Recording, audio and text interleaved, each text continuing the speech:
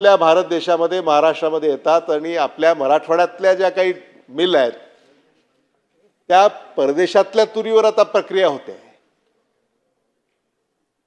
बाब अतिशय गंभीर आहे अध्यक्ष महोदय, आणि मला आपल्याला सरकारला ही विनंती करायची आहे की या ज्या काही केंद्र सरकारची काही धोरणं आहेत याच्यामध्ये आपल्याला काही इथून शिफारशी कराव्या लागतील। शेवटी महाराष्ट्रातला शेतकरी, महाराष्ट्रातला शेतीवर आधारित असणारा उद्योग हा जर टिकवायचा असेल तर महाराष्ट्र सरकारला पुढाकार घ्यावा लागेल आणि भारत सरकारशी या संदर्भामध्ये चर्चा करावी लागेल, तरच खऱ्या अर्थानं शेतकऱ्याला मदत होईल। हे मला मुद्दामून या ठिकाणी सांगावंसं वाटतं। अध्यक्ष महोदय, ऊर्जा विभागाच्या संदर्भामध्ये आज विजेचे दर जे आहेत ते विजेचे दर परवडणारे नाही आहेत। अध्यक्ष महोदय, आज जो रहिवास दर आहे तो साधारणतः 5 रुपयापासून 15 रुपयापर्यंत, आज ही स्मार्ट मीटरच्या नावाखाली दरवाढ होते। हा भुर्दंड सामान्य माणसाला या ठिकाणी बसतोय, आणि म्हणून या विजेच्या क्षेत्रामध्ये जे दिवसेंदिवस खाजगीकरण होत चाललेलं आहे अध्यक्ष महोदय, ही सुद्धा चिंतेची बाब आहे। आणि याकडे सुद्धा मी शासनाचं लक्ष वेधू इच्छितो, कारण जे मीटर जुने आहेत ते मीटर चांगले आहेत, पण ते मीटर सुद्धा बदलावेत आणि स्मार्ट मीटर आता लावावेत अशी सक्ती अध्यक्ष महोदय या ठिकाणी केली जाते। सक्तीवरनं मला अध्यक्ष महोदय असं आठवलं की शक्तीपीठ महामार्ग हा जो आता महाराष्ट्र सरकार आणू पाहतंय, महाराष्ट्रातल्या 12 जिल्ह्यातनं हा शक्तीपीठ महामार्ग जातोय, लातूर जिल्ह्यातनं सुद्धा तो जातोय, आणि लातूर जिल्ह्यामध्ये शेतकऱ्यांनी शक्तीपीठ महामार्गाला विरोध दर्शवला अध्यक्ष महोदय, आणि त्यांनी मोजणी होऊ दिली नाही। सरकारचे अधिकारी मोजणी करण्याचा प्रयत्न करतायत, पण त्यांनी मोजणी होऊ दिलेली नाही। आणि त्याचं कारण काय अध्यक्ष महोदय, तर जे दर सरकार देतंय त्या शेतीच्या जमिनीचे ते दर अतिशय तुटपुंज आहेत, ते शेतकऱ्याला मान्य नाहीत। बागायती कोरडवाहू जमीन ही सगळी जी सिंचनाखाली जमीन आहे ती जमीन त्यांची सगळी चाललेली आहे, आणि अध्यक्ष महोदय काही शेतकरी तर भूमिहीन होत आहेत।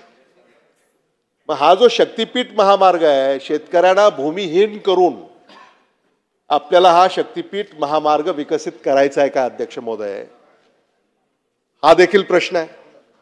आणि महाराष्ट्र सरकारचा हा जो काही शक्तीपीठ महामार्ग आहे तो आता सक्तीपीठ महामार्ग बनलाय। सक्तीपीठ महामार्ग ही शक्ती नाहीये अध्यक्ष महोदय, सक्ती आहे। आणि म्हणून अध्यक्ष महोदय या सक्तीला शेतकरी विरोध करतोय, हे सरकारच्या अध्यक्ष महोदय आपल्या माध्यमातून मी लक्षात आणून देऊ इच्छितो। आणि म्हणून महाराष्ट्र सरकारने याचा पुन्हा विचार करावा। शेतकऱ्याच्या जीवावर उठून एखादा विकासाचा प्रकल्प करण्याची काही आवश्यकता आहे अध्यक्ष महोदय असं आम्हाला वाटत नाही। अध्यक्ष महोदय, अनेक विभागांवर या ठिकाणी चर्चा आहे। कामगारांच्या संदर्भामध्ये अनेक अडचणी आहेत। कामगारांच्या संदर्भामध्ये राज्य सरकार ज्या आर्थिक तरतुदी करतं अध्यक्ष महोदय त्या फार तुटपुंज आहेत। कामगारांसाठी ज्या व्यवस्था आपल्याला या राज्यामध्ये विकसित करायच्या आहेत, उभ्या करायच्या आहेत, त्या कुठेही दिसत नाहीत अध्यक्ष महोदय।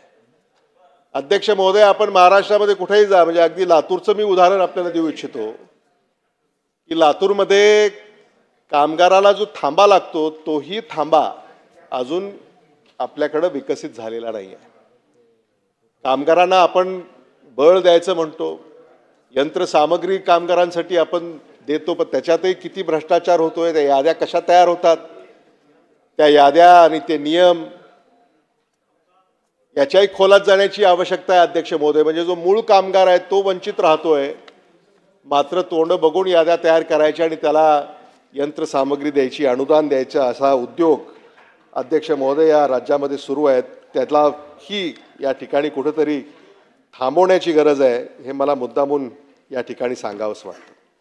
अध्यक्ष महोदय, या चर्चेमध्ये सहभागी होत असताना मला आपल्याला आणखी एक जो मुद्दा या ठिकाणी निदर्शनास आणून द्यायचा आहे तो म्हणजे उद्योग विभागाच्या संदर्भामध्ये विशेषतः लातूर येथे उद्योग विभागाने अनेक औद्योगिक वसाहती विकसित केलेल्या आहेत. अध्यक्ष महोदय, लातूर जिल्ह्यामध्ये चाठा, भोयरा, अंकोली या परिसरामध्ये औद्योगिक वसाहत याच्याशी जागा संपादित करण्याची योजना उद्योग विभागाची आहे, पण ती अजून पूर्ण झालेली नाही.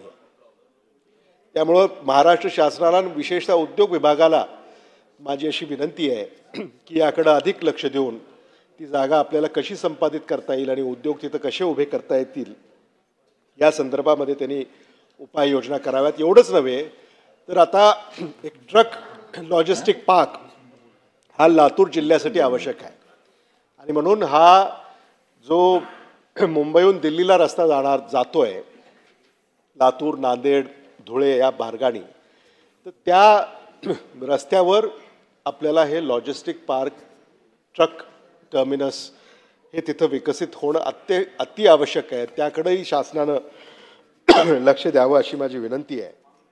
आणि म्हणून या सगळ्या संदर्भामध्ये महाराष्ट्र शासनानं या अर्थसंकल्पामध्ये जे काही पुरवण्या मागण्या सादर केलेल्या आहेत, अध्यक्ष महोदय, या पुरवण्या मागण्याच्या संदर्भामध्ये ज्या सूचना या ठिकाणी विरोधी पक्षाकडनं होत आहेत, विरोधी पक्षातल्या सदस्यांकडनं होत आहेत, त्या सूचनांचा अंतर्भाव या महाराष्ट्र शासनाच्या अर्थसंकल्पीय तरतुदीमध्ये असावा एवढी विनंती या ठिकाणी करतो आणि थांबतो.